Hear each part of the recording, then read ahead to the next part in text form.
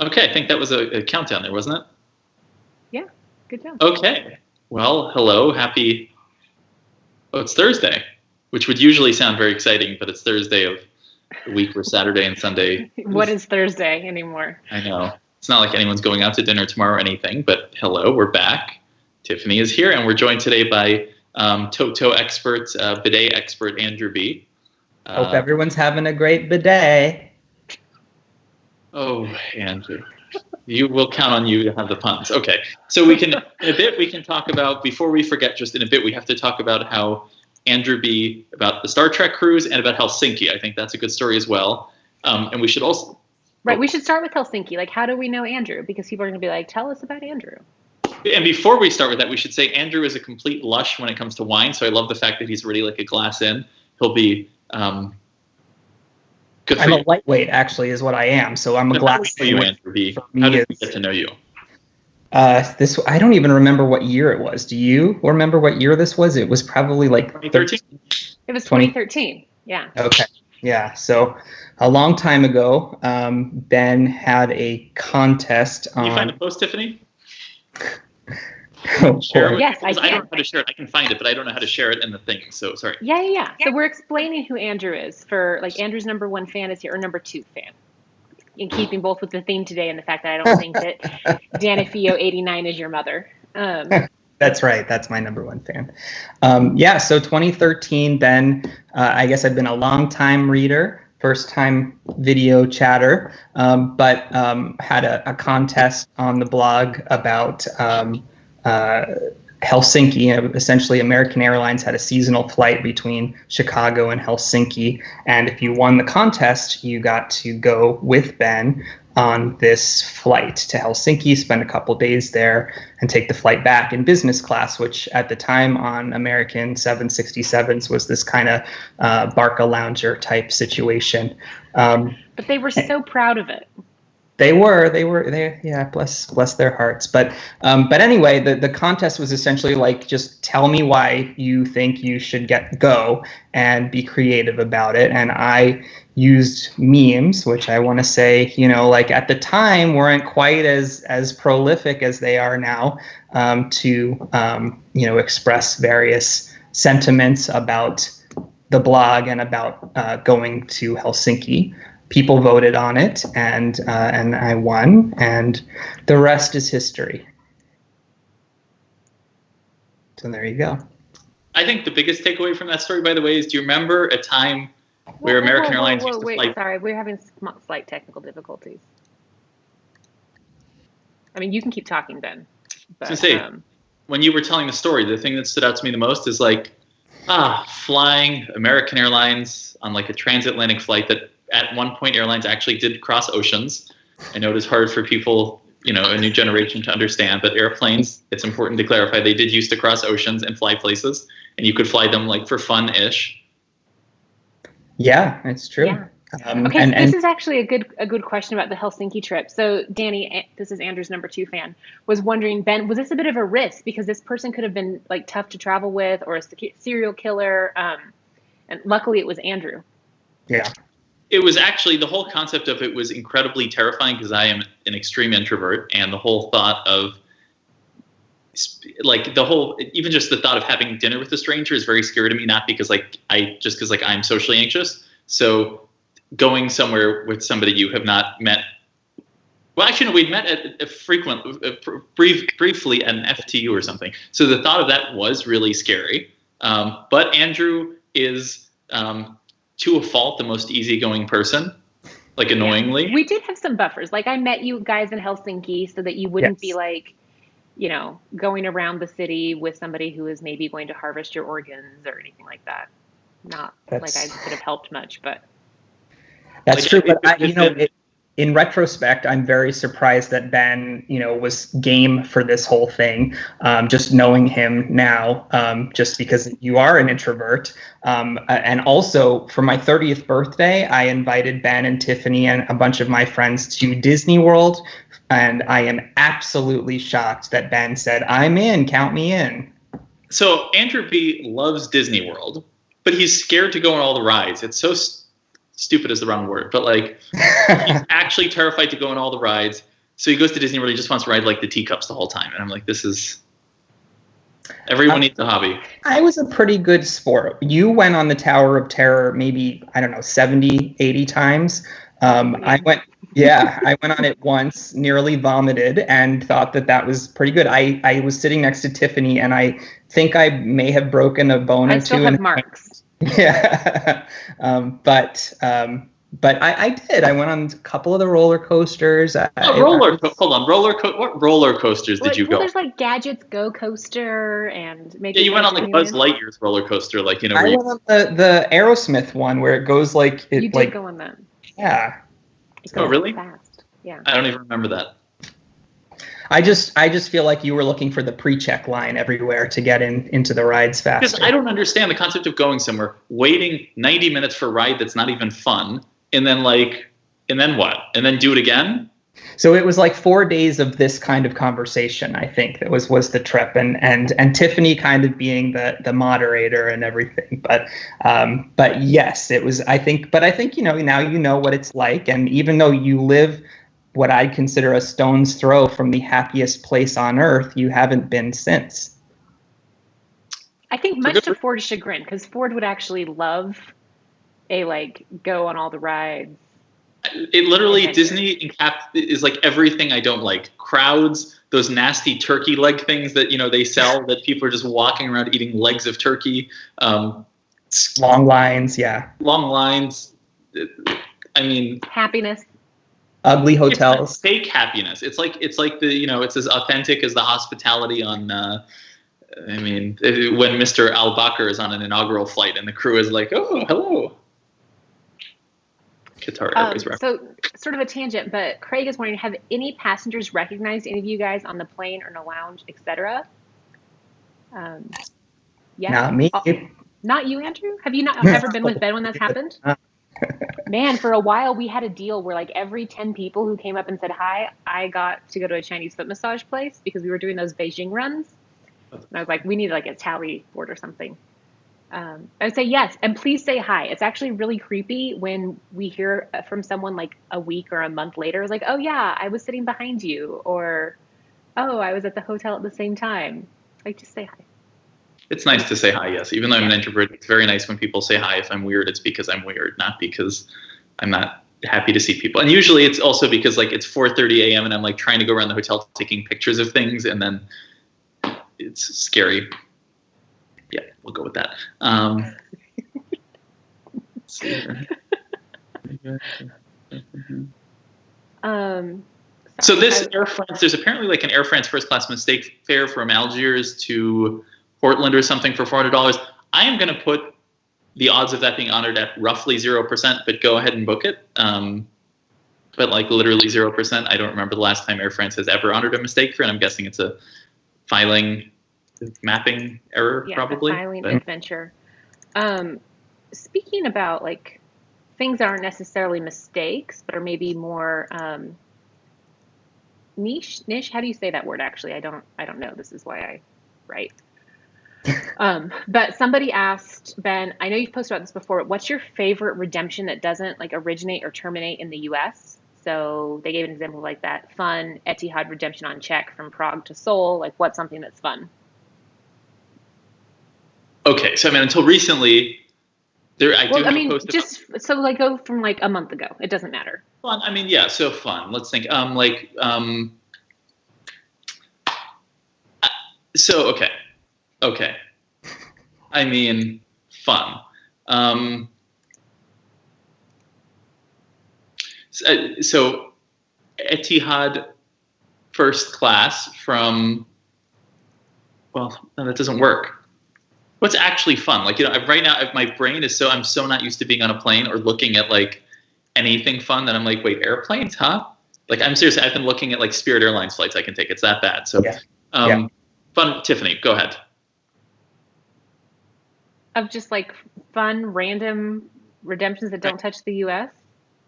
I mean, how random are we going? Because my most aspirational redemption at this point is I really want to fly Air New Guinea through Port Moresby, from Australia going through Singapore, which at the time I did not realize that New Guinea is like makes San Pedro Sulas look safe by comparison. Apparently, there were not many, but there were a few blog comments. Like, yeah, I walked out of the airport there and got like robbed within 2 seconds. So that's fun. Not the robbing part, but I'm saying flying through Port Moresby. I think so. That's still on my list. And then like protesters like torched a plane there or something. Just torched a plane, got on the tarmac and torched a plane, as one does. What else is fun? My God, why am I so... I don't know. It's like my brain doesn't work. Hold on, come on. Andrew B? Andrew is maybe not the best resource for how to redeem miles. Going through music.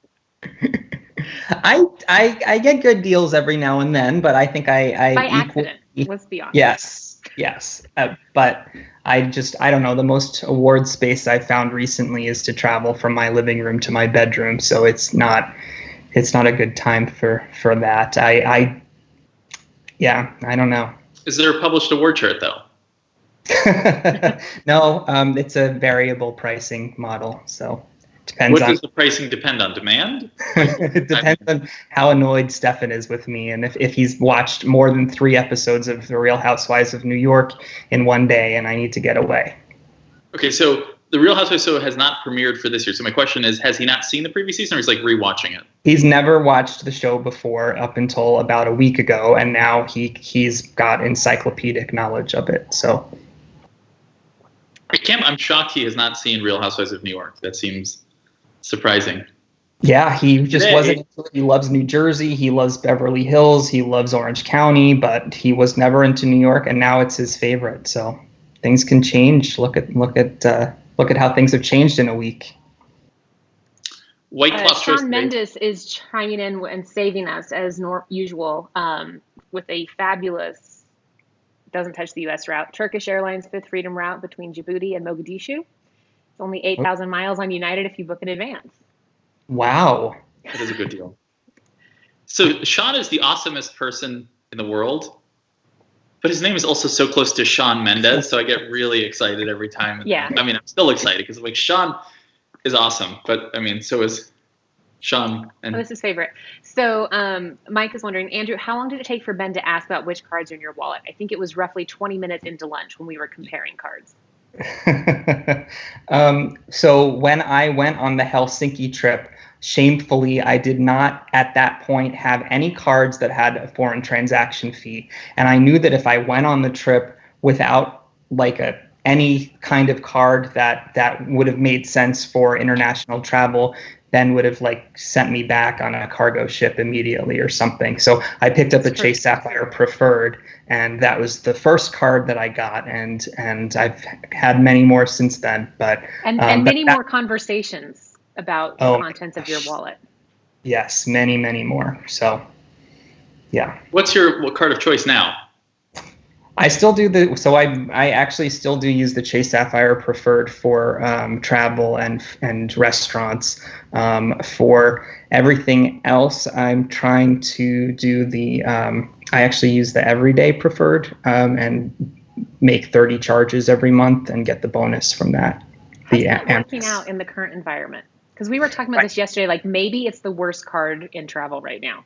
Possibly. Like I don't that would be like if we were some other site, we'd be like, this is the worst credit card ever. Like get these 52 others instead. But how are you actually getting that many transactions given that you can't leave the house?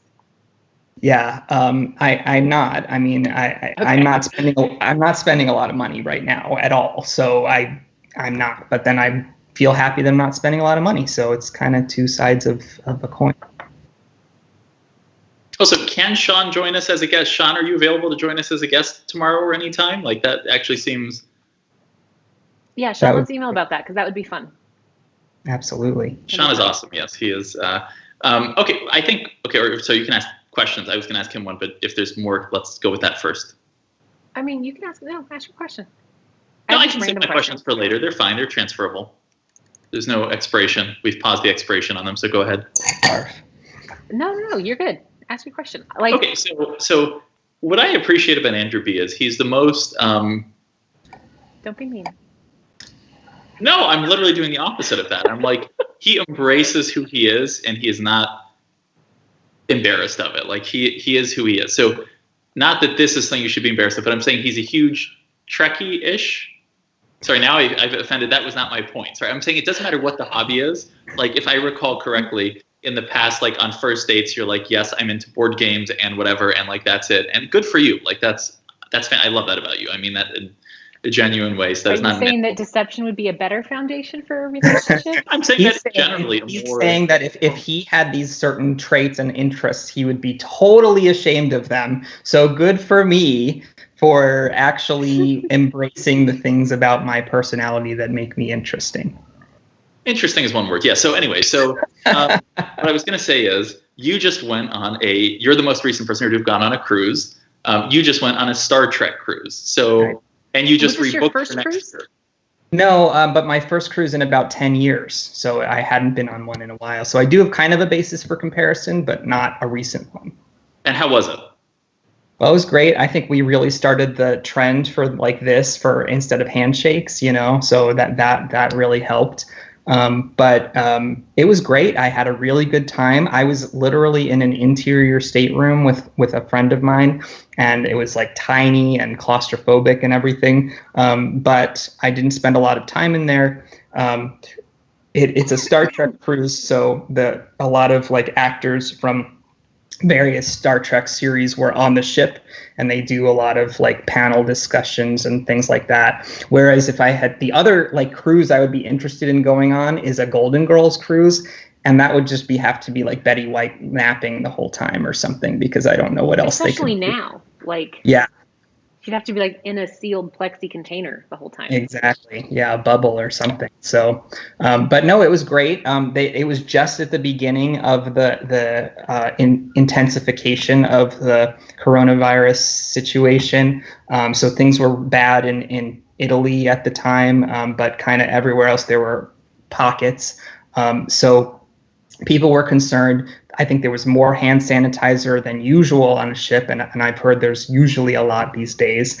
They were asking us to do this or to like fist bump people instead of shaking hands, things like that. But really, if the trip had happened a week later, I probably wouldn't have been able to go on it. So I guess I lucked out there. Yeah, because I now have been back from Miami for like 3 weeks. So you left while I was in Miami. Yep. So on the scale of people who were on the cruise in terms of passion for the subject matter and like, where would you rank on a scale of 1 to 10, with 10 being you were the most passionate and 1 being you were, on the wrong ship?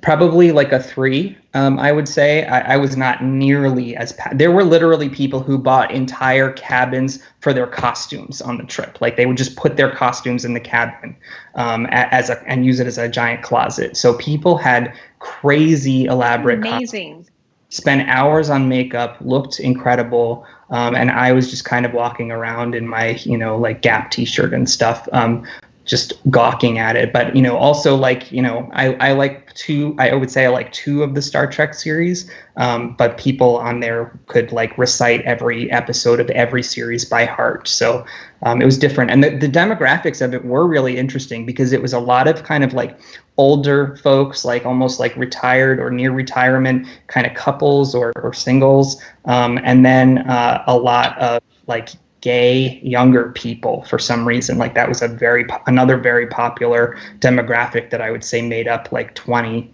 25% of the ship. So it was like a weird dynamic between everyone, but it worked. Everyone got along great and had fun. Awesome. Yeah. Changing gears, Ben, this is a good question because I think this is something that you and Andrew squabble about in general anyway. But should we still be using airline credit cards? This person's in Canada, so they're using like the WestJet World Elite MasterCard for non-bonus spend, but given the state of airlines financially and everything else, should we all be moving to using transferable point cards? Yes. I mean, basically across the board, the answer is yes. It can sometimes make sense to have an airline credit card for the perks that the card offers, but it almost never makes sense to actually spend money on the card because not only will you get more flexibility with the transferable card, but typically the earning structure is also better, so you can earn multiple points per dollar. And even in Canada, that's generally the case where transferable cards give you more points earning potential. So have airline cards, but don't necessarily spend money on them, or have them only if the perks make sense.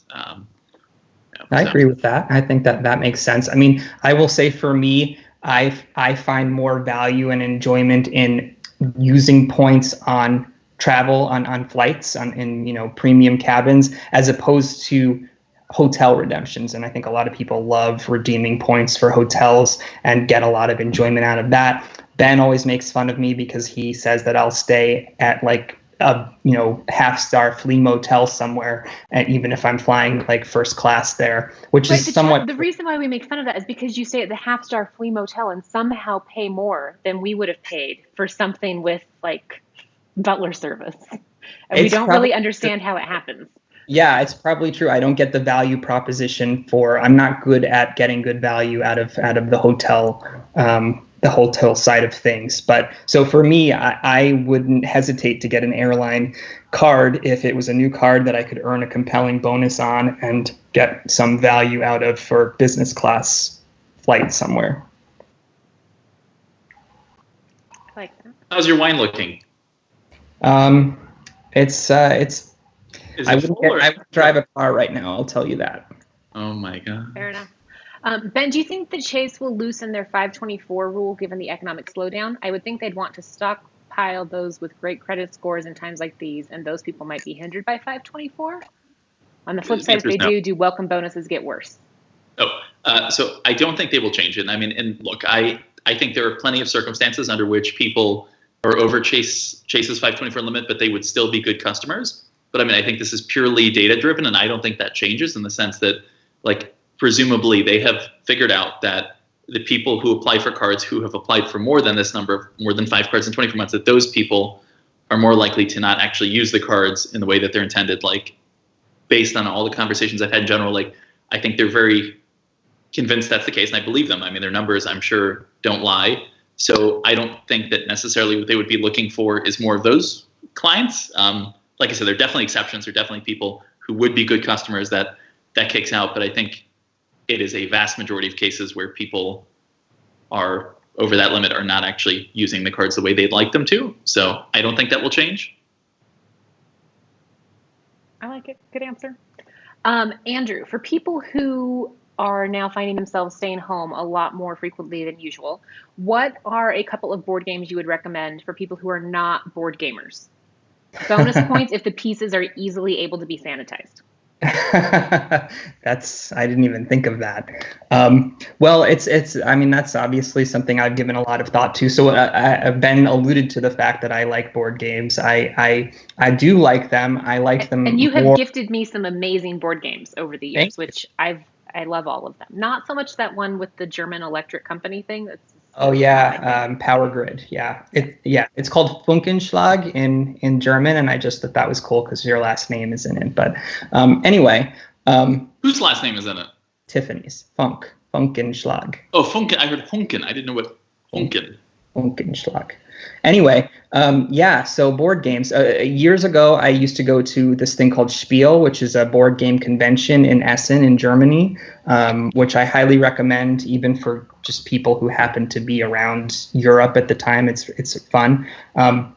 So I've kind of had years of looking and thinking about board games, which I think to Ben, he would prefer like years of like painful anesthesia-free dental surgery or something. But anyway, not necessarily, because we thought he would hate the escape room, and he loved that.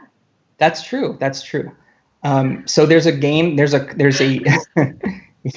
like the escape room, but You loved aspects of that. I loved aspects of the escape room. So there's a game called Pandemic. Maybe hits a little too close to home right now. It's a cooperative game.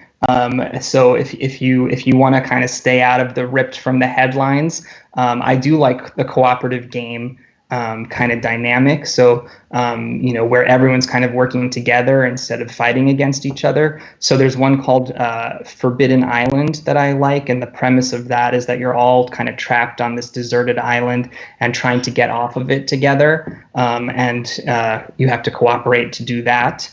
There's one that I got for Tiffany called The Captain is Dead. Which highly, at least the new versions, highly sanitizable pieces because everything is plasticated, so you could wipe everything down. And it's the premise very hard. Yeah, it's hard. It's true. You pretty much die all the time, and so maybe that's. But you can select the level of difficulty in the game. It's still hard at the easy level, but the premise is that you are all officers on a spaceship. You can see why I would like this, being the Trekkie that I am. And your captain has died, and you have to like escape this dangerous part of space where these aliens are attacking you, basically. And in order to do that, you have to work together to repair the ship and stave off the aliens and stuff. So I love that one. And I love this game called Istanbul also. That's another one I'll recommend that I also got for Tiffany, come to think of it. That one does have little gemmy pieces, so I don't know how easy those are to sanitize. But basically, you are a merchant in Istanbul some time ago. I don't know the exact time period, but and you have to trade goods, buy and sell, and interact with your fellow players and win by having the most money, just like in real life, basically. So,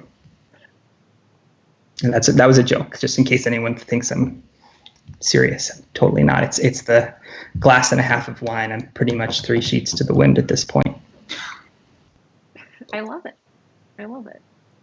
I'm looking for some more questions now because that was fun.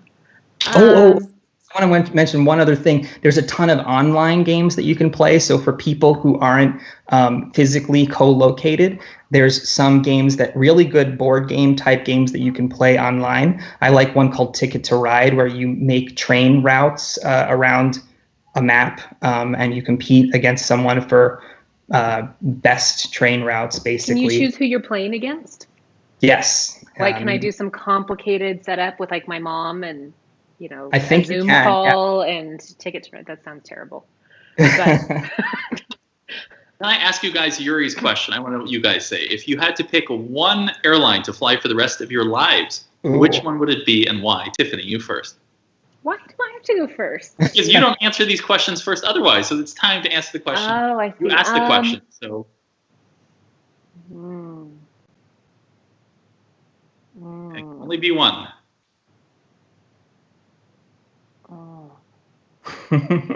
Well, we have time. I know. So the answer's here. Okay, so I think actually I would pick Cathay Pacific, not because it's my favorite and not because it's the best, but because it's been remarkably consistent over the past decade. I would expect it to be equally consistent over the next decade. And but so, then wouldn't you get bored if that's the only airline you can fly? Oh, absolutely. Absolutely. But like, you'd know what you were getting. You could plan around it. And like they've downgraded the product a bit, but it's all petty stuff like nut pieces rather than whole nuts and, stuff like that. But like I wouldn't choose Singapore because if you don't get a good crew, it's miserable. But Andrew B? American, because I'm a glutton for punishment. I don't know. Do I have to fly only on that airline's route? You're overanalyzing. No, just product, and you just paused, and your face is, or is it just me? Okay. It does. Forget the routes. We'll pretend just the product. Okay, just the product. I feel but it's got to be hard and soft product. You can't just be like, this is a great seat. It's got to be the whole. Well, Andrew eats only like cornflakes on planes, so I'm not sure soft product is. He literally flies Qatar. It's that was one flight. Thank you. Okay, so what airline and what product, or what airline? Yeah, just one airline. Maybe you choose an airline with a range of options. Yeah, I don't know. I mean, you're gonna laugh. Probably Etihad. I love Etihad Business and I love Etihad First, and I've actually had really great experiences in Etihad Economy too. So I think assuming that if we're assuming that they're like going to be around for the rest of my life, then I might pick Etihad. I see the kind of blank nods on your faces, but sure. I mean, maybe by the time you finish flying them, they'll only be losing like $500 million a year. So if you're there still in like 50 years to, assuming Expo 2020 goes well for Dubai, but that's, and I will go with hands down, without a doubt, Emirates.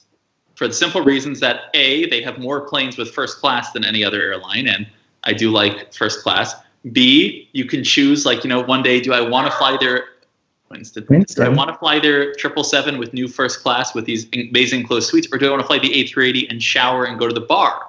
You have unlimited options. 3, they have an incredible dine-on-demand menu. You have so much to choose from. Okay. Incredible is not how you would describe the Emirates dine-on-demand. It is comprehensive. It is like the Cheesecake Factory of airline menus. It's like expansive but not good. No, I have had good experiences, and they load a lot of caviar. So if you just want to have caviar, like, their caviar is pretty good. Amazing champagne. Like, what is, you answered this question the same way halfway through your most recent Dubai LA flight? Well, no, you could put me on any airline. You could put me in the Etihad Residence for 70 straight hours. Like, if you've been flying that much of one product, it's going to get boring no matter what. But if the whole basis of it is you can only fly one, like, there is not another airline I can think of where Emirates, like, there is still a certain excitement to what they offer. And on top of that, another reason to fly them is because they have that little snack basket. Think of all the snacks you could take home if you flew Emirates first class all the time. You wouldn't have to buy food. That doesn't work as well for all of us, but yes, great for you. I guess similar, if you guys could live anywhere in the world, where would it be? Quarantines not factored in. Andrew B? Well, you never want to go first, do you? Do you feel better if I don't know, but I'm trying to give you the opportunity, so please.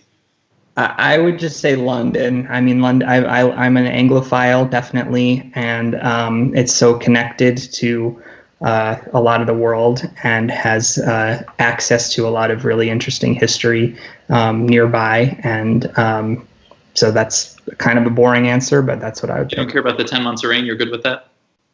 Yeah, it doesn't bother me. No. And you would appreciate the variety of transportation options. Yeah. So Tiffany, how about you? Okay, Tiffany, you. I mean, do you want to go first then? It looked like you were all ready to answer. Please. Okay, so I've actually lived a lot of places. When we moved into our house, I think it was the 40-somethingth place that I've lived. So I've lived a lot of places. I've lived abroad in Italy and in the UAE. And so it's interesting because most of the time, like when we lived in San Diego, we'd always laugh because if you ask like most Americans where they want to live, they statistically say San Diego. And I loved it, but then I sort of got bored of the city. Like it was all sort of the same. And unless you had either a lot of money or your parents paying your bills, you quickly ran out of things to do. That being said, I would move to Berlin in a hot minute. Like I really like the city. I think it's really fun. I like how multicultural it is, which a lot of Germany doesn't really have. And it has better food than most of Germany. So that would be on my list right now. And I will take the surprising and controversial non-answer of saying that I actually don't care. And the reason is because I have decided, after having lived in hotels and after stayed in all kinds of damn places, it doesn't actually matter that all places have pros and cons. And like there's not, as much as we try to hype certain places and there are certain things, really all cities have good things going for them. Like I could not live in a medium-sized suburban area necessarily, but I could live in a big city or I could live in the middle of nowhere and I would be equally happy as long as there's Postmates or opportunities to get food because I'm not cooking because I can't do that. But I actually literally don't care. Oh, and sorry, as long as the weather is warm. I can't handle cold. You actually care tremendously. Like that actually narrows it down to it's good you live in Miami. Exactly. So I guess in terms of the U.S., it has to be anywhere along the southern thing, preferably not in the states that we're so. Right. I highly recommend currently living, if you're going to live in the States, living in a state where your governor wants to be president. As we're seeing, like in a crisis situation, things happen a little bit more quickly if they're like looking for, their success to be documented. Or in a place that doesn't have a governor and really can't vote in anything. I recommend those places too. Right. You have a mayor or something, right? We do have a mayor, yeah. She seems busy. She's busy, yeah. Yep. It's Washington, D.C., in case people are wondering. It's our nation's capital. I am looking at Ben. Do you want to talk more about Qatar adding flights and sort of like why they're doing that? I mean, ostensibly they're doing it because it's people want to fly it. People need to get home to where they need to go. But like, why Qatar? Why? What do Yeah, you I mean, think? so I have a lot of questions, first of all, about the people who are still trying to get home, because I'm like, where have you been the past couple of weeks? Like, obviously, there's some people who are doing things that are important, and still some people need to move no matter what. But it is, at this point, my like sympathy for the like, I'm trying to get home, oh no thing. I'm like, come on. Anyway, in the case of Qatar specifically, Emirates and Etihad and Oman Air have shut down because Oman and the UAE have basically restricted international traffic, which is their entire route networks. So there's no flying going on there anymore. So with Emirates being much bigger, or slightly bigger, I guess, than Qatar. Qatar is pretty big. The point is Qatar is now sort of handling everybody, and they're adding flights rather than taking them away. It is ironic because Qatar was also one of the first airports in the Middle East to say, we're not going to let people into or out of our country because there's a risk of COVID-19 spreading. So I feel like they are definitely. Oh, there's a big plane there, I think. They're definitely putting. Which plane? Like, That's a good question. This is Hold the on. part in the broadcast where you stop. Like, is it Qatar Airways Cargo like yesterday? 5145. Yep. It's an Atlas Air 747 heading to Campinas, Viracopos in Brazil. Look at that. It's funny because this plane, it took off on the southern runway, so like it's actually pretty far from where I am, but it looked big, even from probably 10 miles away. I could tell. I'm like, that's not a 737 MAX. I mean, obviously it's not a 737 MAX. It's not a regional jet. For a variety of reasons. Yeah. So anyway, my point is, we'll see with Qatar. I'm curious if this ends up backfiring because, when you have your crews flying around the world and when they come to Doha every time, and when you have tens of thousands of airport employees who go into the city every day and they're interacting with international travelers, that might not end well if you're trying to stop the spread of something. So I do think they're putting maybe profits over. I mean, of course, Mr. Akbar. Are they quarantining crew? Like for Emirates, it was like after every rotation, you basically had to be quarantined unless they needed you. Right. But I mean, ostensibly it was for 14 days. Which seems stupid when people can, have it without having symptoms. But no, they're not. So they're going on. Mr. Al-Bakr. I guess effectively, Qatari crews are basically quarantined when they're in Doha anyway. So maybe it's. Yeah. No. It's. So we'll see, I guess, how the cases compare in the UAE versus Qatar. But His Excellency, of course, makes it sound as if he's doing the great honor of the world to serve planet Earth. See. So Ben, what do you think? I'm looking for the question. It was asked a second ago. What do you think about the airline bailout here in the States? It's being promoted as Congress just passed, but it actually hasn't passed all of Congress yet. And maybe you'll have a post on this once it does. But in general, thoughts on airline bailouts? This sort of comes back to the same thing of, airlines are refusing to refund people even when they're entitled to a refund per both their terms and government terms. The problem is, in the case of many airlines, they actually literally cannot afford to refund people. So they would go out of business in a few days if they just refunded people. But that's also not a consumer's problem when they're legally entitled to a refund. I want to be hard on airlines. I think it's not cool that, especially, and I'm sure Doug Parker, of course, regrets this greatly at this point. Oh, we're never going to lose money again. He regrets it not just for this situation, but also what a horrible bargaining technique when the unions in the future are we want this. And they're like, but you said we'd never lose money again, so this shouldn't be a problem. So they have treated consumers largely pretty bad. But if this didn't happen, realistically, a lot of them, the industry would get bad. We would have consolidation or bankruptcy or whatever. And I don't think that's actually good for consumers.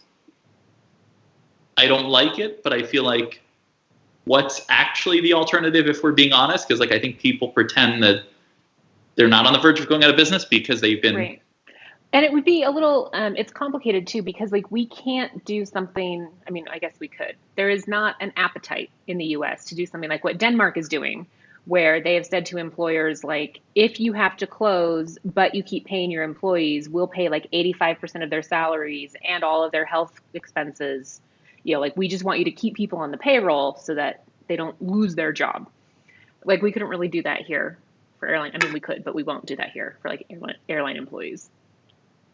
And also, I would just like to point out, the other funny thing is, at this point, like I support the fact that this is helping pay the salaries of employees, but like we do also have 777 captains making $300,000 a year who, like, taxpayers are now subsidizing a $300,000 a year pilot salary, even though there's not actually a need to fly these planes.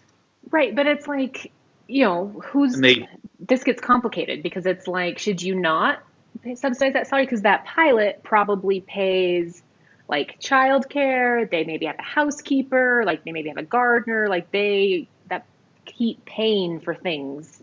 Well, and there's also the regional jet pilots at the other end of the spectrum who are, making $20,000 a year. And right. So do you say, oh, we'll subsidize salaries up to this amount? And like, that seems like it takes 5 years to decide.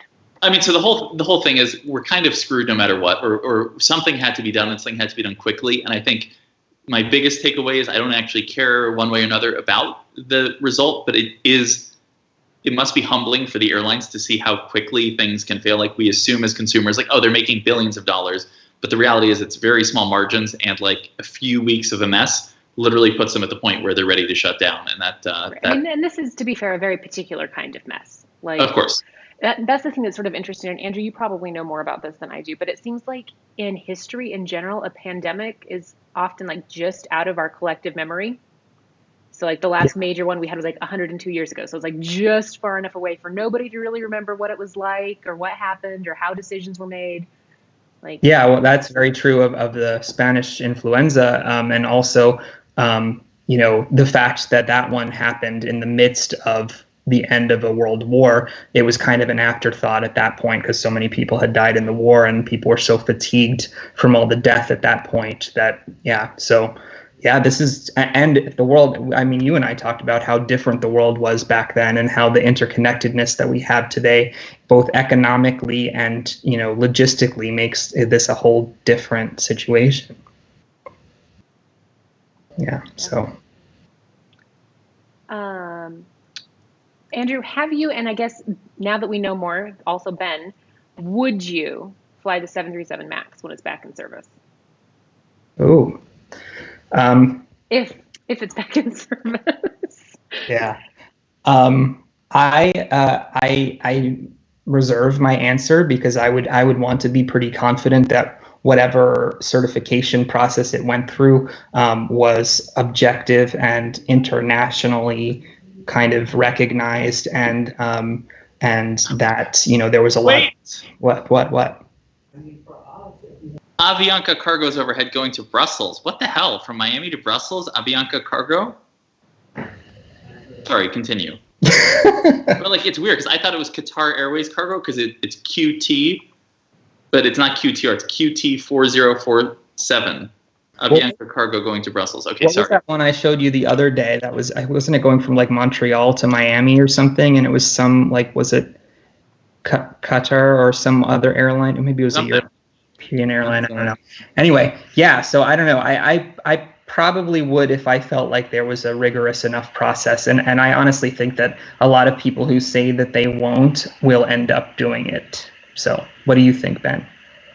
I would, I have, and I would. So I don't, but I say that I have also the fact that I will fly any airline, any plane. I don't care. Airline safety does not concern me. So I do think it will eventually be safer because I think we have gotten to the point where the FAA, Boeing understands their place rather than the other way around. Like and especially now. Because didn't they say a couple days ago that like, oh, if the bailout requires the government giving the equity, then like we have better options? Does that sound like a humbled company? The new CEO seems like a complete whatever, but I think with the FAA, maybe Boeing doesn't, maybe Calhoun doesn't understand, but I think the FAA now knows that if there is the same FAA chief in a few months, I guess it depends what he says to, people get fired once in a while in the government, apparently. I don't know. It can happen. So I've heard. So. Thoughts on, this is not just happening with Life Miles, but the specific question from Nicholas is the Star Alliance booking fee not being refunded for a like Sydney Haneda flight booked through Life Miles. Life Miles has been sort of obnoxious about canceling awards. I mean, it's Life Miles, but like full fees aren't getting refunded. Or the fact like, oh, that Star Alliance partner booking fee, they're not refunding. What would you do? Specifically, like the $20 fee or whatever it is, rather than the cancellation fee? Well, there's also sometimes a $200 cancellation fee. So it's like you're out $225 overall. I mean, the cancellation fee should be refunded, assuming it's for travel soon. And, I wrote a post about getting a refund in general, which I think that, a lot of people are worried they're not going to be able to get a refund because they're traveling in several weeks. Like, the policies keep getting more generous or keep getting extended. So if it does not cover your situation yet, just wait. But in the case of Life Miles, I mean, has the flight been canceled, or is it a function of, because I feel like most flights out of Australia are canceled? Maybe, but I saw a picture yesterday on Twitter of like immigration at Sydney, and there was like a whole bunch of people. They were not 6 feet apart. No one was right in now, charge. They're closing in like the 28th or 29th or something, because they're now doing like a bunch of last minute. It's like it was in the U.S. Before whatever it was when you were flying back from. Yeah, when I was flying back from Morocco. Yeah, this is going to be one of those things like when people study this in the future, they're going to be like, in retrospect, on January 9th, we should have actually just closed the world for 3 weeks. And immediately, like with no notice, wherever you are, stay there and then reset immediately. But that's obviously not what we're living currently. Ben, how concerned are you speaking of airline financial hardships, if you're awaiting a refund from an airline that is not nationalized and is essentially grounded? I mean, they're all essentially grounded, but in this example, Cathay Pacific. In Cathay Pacific's case, I would not be worried. I think generally for situations where an airline is either the sort of leading airline there, like Cathay Pacific, like Hong Kong is going to be a city that's resilient. I don't think Cathay Pacific is going out of business. Like, for example, I would be slightly worried if it were La Compagnie. Like, I'm rooting for them. I hope they make it. But, like, I'm not sure how many months. Money to launder. Well, but versus, something like Cathay Pacific or an airline that is, even if it's not nationalized, that's likely to get some sort of government funding, like, I would feel comfortable. It might be delayed. I mean, a lot of airlines now are refusing to give refunds even when the law said that they were supposed to, and they're either justifying that by claiming that, oh, they will refund you, just not now, or, just saying screw you to the government. So, yeah. So I wouldn't be too worried. Doesn't accomplish much. Ben, have you ever logged your flights or created, I guess either of you, logged your flights or created a logbook for flights you've taken? Andrew B? Yeah, I have. I don't keep it up to date. I like update it like once a year or so, but I use that Flight Radar 24 has like a my Flight Radar thing, and you can it's got a map of where you've been and a couple of statistics, and I tend to update it about annually. And how long, based on that, would it take for Ben to recreate roughly 20 years of tracking? It takes me to do a year's worth. It takes hours. So for Ben to do it, he would have to probably spend the like next half of his life doing it, I would think. So I don't, because at this point I considered it like I would have done it if I had started at the beginning, but now I would be too pissed like trying to catch up on it. Yeah. So I never did. So I know roughly the miles and everything. And I was saying, Andrew, you've not had a sip of wine in like 20 minutes. So there you go. Like just down the whole thing. Keep going. I can't do that. If you want to see me vomit on camera, I don't think this is that kind of show. Well, people have been asking for a bidet demo, so maybe that would provide an opportunity. Not today. Not today. That would need a whole nother bottle, I think, in order for me to get to be receptive to that idea. Well, why don't you try have a little bit more? Like pour in some more. There you go. This is what happens is you are a bad influence.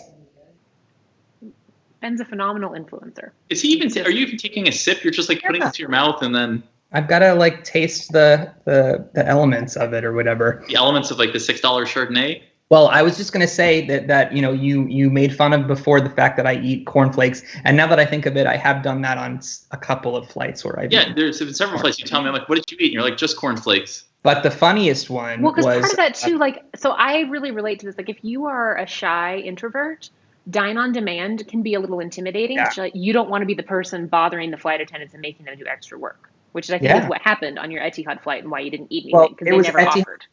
It was back when Dulles had the actual full service lounge with the restaurant in it. So I stuffed myself at the restaurant beforehand. I was full for the flight pretty much the rest of the next 13 hours. But the flight that I remember eating cornflakes on, even though I was pretty much wasted the whole time, was with the two of you when we were flying from Doha to London, I think it was, right? And it was Qatar first class, and that was the flight where the flight attendant was so horrible the entire flight, and then on arrival she was like, "Oh, what are you doing?" And Ben was just like, "Oh, it's a work trip," and she's like, "Where do you work?" And he's like, "Have you heard of Star Trek or Skytrax?" Skytrax, Star Trek. I did not. Okay, first of all, and the funny thing was with your cornflakes, what did they say they were trying to describe? So I said, "What kind of cereal do you have?" And she said, "It's the one with the chicken." I don't remember. And I was like, "You have cereal with chicken in it?" And then I realized she meant cornflakes because it's got the rooster on the box. It was like actually the laziest. And the thing is, there's some crews like that are not as good as others, whatever. But like sometimes a crew is just being so lazy because they think they can get away with it. And in this particular case, that was what was happening. So anyway, like I was taking pictures the whole flight and stuff, and I think she was a little bit. And towards the end of the flight, I think it clicked for her or something that like something was going on. And then so like she came over and tried to have a conversation about. Not like, oh, why are you taking pictures? But it was like, oh, why are you traveling? What's going on? And then she realized that. We are sort of a weird group as well. Like, it's true. People have questions. So the service for the last 30 minutes was better than the service in the rest of the flight combined. Like clearly they were capable of it. They were just too damn lazy, which I don't blame them for. But okay, so with the current situation and with the expected bailouts, do you think any airline chiefs will be gone in 6 months?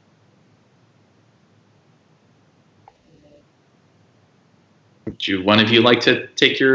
I don't know. I feel like if I were an airline executive, now that my stock prices rebounded today, I would just retire tomorrow morning and cash out and be like, later, I'm going to go live on a ranch in Montana. Maybe Wyoming. So. I don't think we're going to see a lot of changes right now because, I mean, Scott Kirby is going to be, he's actually handling this well and is competent, I think. He's actually very good. He's very good when it doesn't come to luxury, when it comes to a crisis, or when it comes to pinching pennies and whatever. So he's actually he's exactly who an airline needs in this situation. He's they'll open up the couch cushions and look for pennies and Ed Bastian's a good guy when he's not attacking Emirates, and I would say Doug Parker, if he has not been fired up to this point, surely this isn't going to be what puts him in. If at this point bragging about, our $60, we're going to be at $60, and 3 years later you're at 30, and now you were at 10. If he hasn't been fired till this point, I don't think the board is going to do much.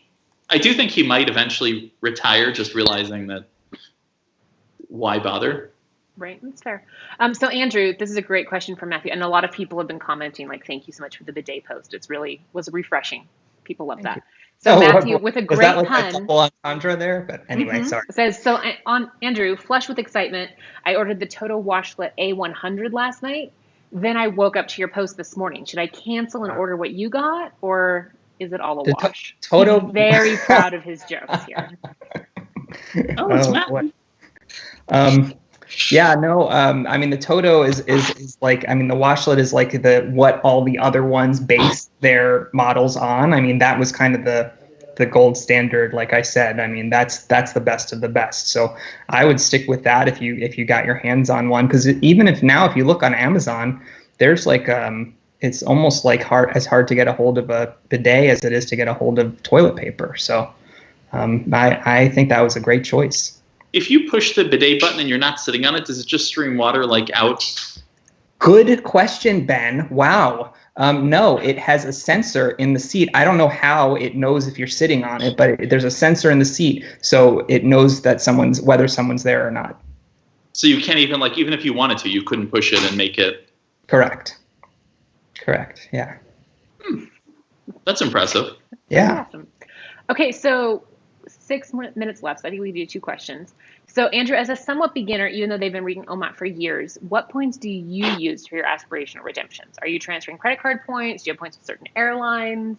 You're not a travel blogger all day? What do you do? No, I mean, a good question. To me, the two most valuable ones, and I've been doing it for years, but I'm not nearly the expert level that Ben and Tiffany are. But to me, what's been most beneficial is generally consolidating and focusing on a couple of programs. So it really is like Chase and Amex for me, and I just try to concentrate in those programs so that I can actually earn up to levels at which I can redeem. So I like I said, I love my Chase Sapphire preferred card. I have an Amex Platinum card that I get value with through, lounge access and other benefits. And then I use the Amex Everyday preferred card for everyday non-bonus spend. So for me, it's about simplicity, I guess. That's a good answer.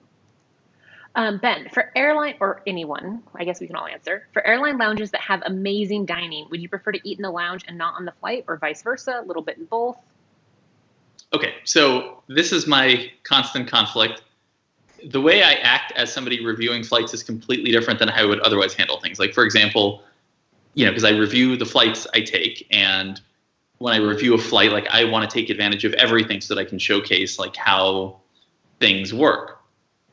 I'm also the worst gate lice. I'm standing at the gate because I want to try to be first on so that I can get pictures of the cabin and respect people's privacy.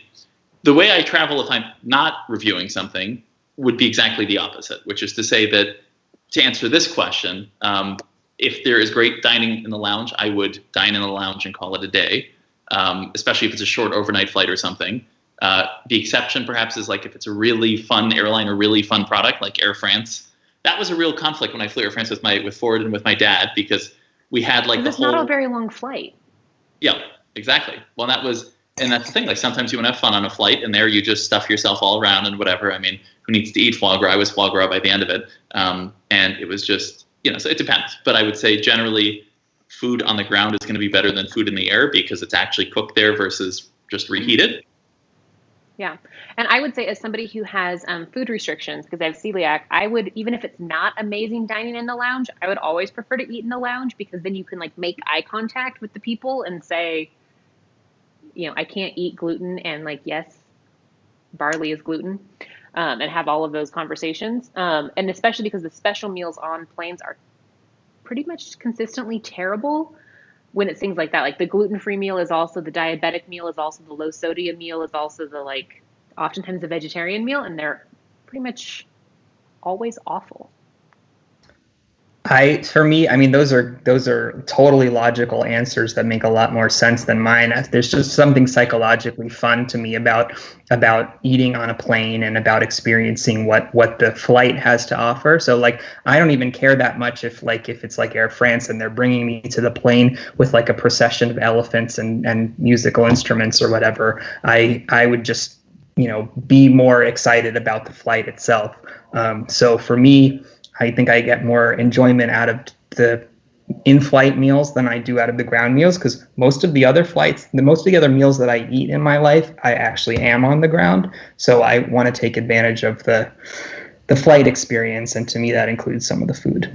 It does raise one interesting point along those lines, which is that what I find interesting is almost across the board, airlines serve better alcohol in the air than on the ground. So for example, if you're flying JFK Paris Air France first class, they have amazing champagne on board. One would think that, this is every airline virtually, why do they have better champagne on the plane when in reality, if you really want to maximize it, you sleep on board and you would eat and drink on the ground. But the problem is it's not as good. They don't serve you caviar on the ground. You do pre-flight dining, you don't get caviar and crew, you get...